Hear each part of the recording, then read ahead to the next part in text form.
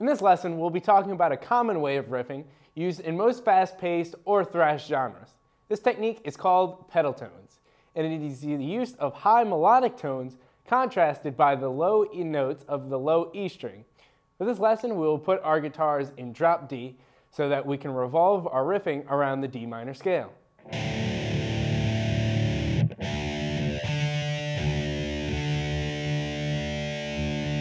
The use of pedal tones can be brought throughout the low E string, A string, and D string, with the frets from the D minor scale, consisting of open low E string, 2nd fret, 3rd fret, 5th fret, 7th fret, 8th fret, 10th fret, and the octave 12.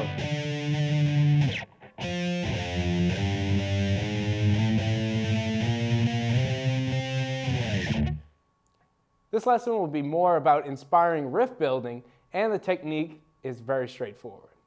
The most important technique to learn in order to use pedal toning is how to palm mute one string while leaving the rest of the strings open. In order to do this, you have to hold the side of your thumb on the low E string so that it will have a short, harsh note.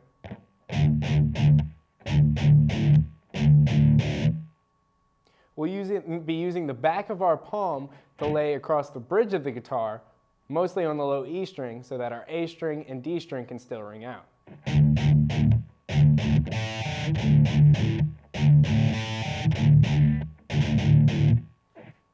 In contrast, the other strings must be left alone so that the higher tones may ring out, because they are used less frequently.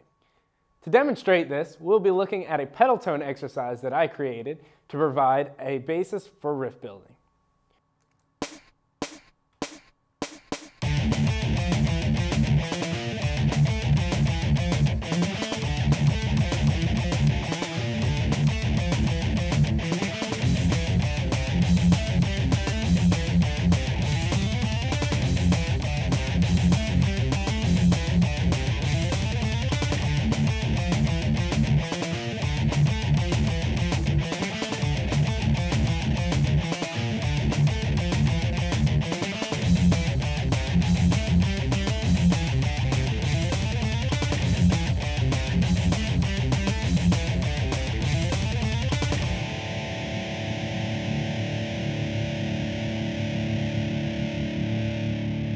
First, we'll start off on the 5th fret of the A string and drop down to the low E string with 2 open notes.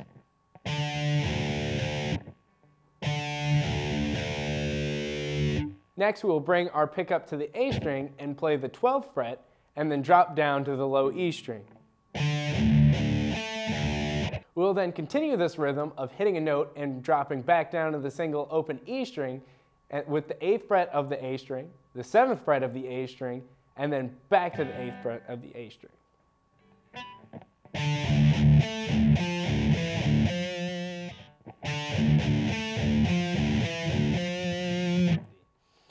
After the pedal tones, we will hit 2 E strings before the part of the riff.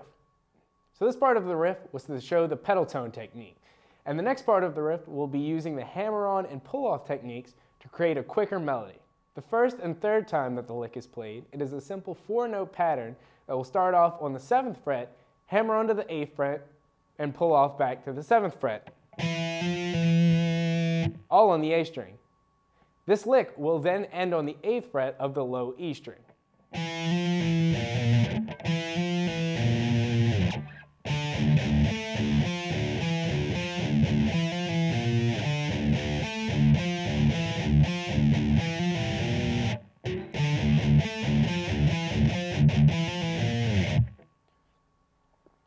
However, on the 2nd and 4th time of playing the lick, we will start off on the 7th fret of the A string, hammer on to the 8th fret, and then to the 10th fret. And we'll only pick once on the A string because of our hammer-on technique. Because the next note changes strings, we will then pick the D string while hitting the 7th fret on it.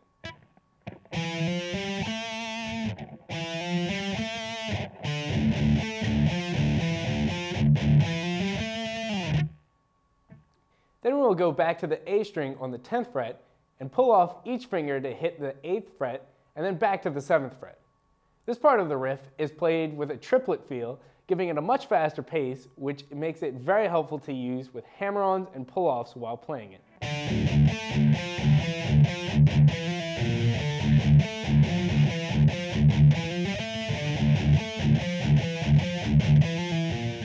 The second part of this riff is very similar, but instead of switching to an open low E string, the note switches to a barred chord on the 3rd fret. First, we'll start off on the 3rd fret of the low E string, and we'll keep the fret barred across all bottom 3 strings. We'll then pedal tone up to the 7th fret of the A string and go back to the 3rd fret of the low E string. We'll repeat this pedal tone with the 5th fret and the 3rd fret of the A string. Next, we will pedal tone to the 7th fret of the D string, back to the low E string, then the 5th fret of the D string, and back to the low E string once again. Then we'll hammer on from the 5th fret of the D string to the 7th fret.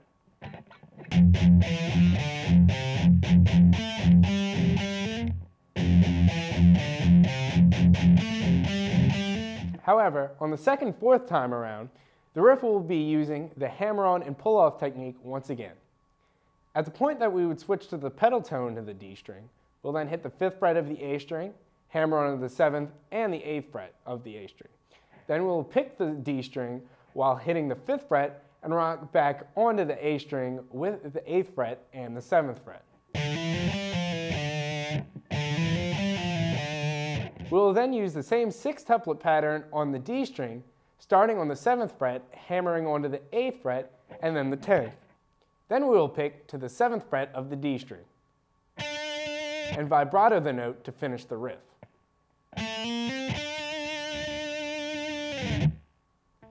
This is easily the most complicated exercise so far, but whenever it is worked up to speed, it will demonstrate and solidify the majority of the skills we have learned so far.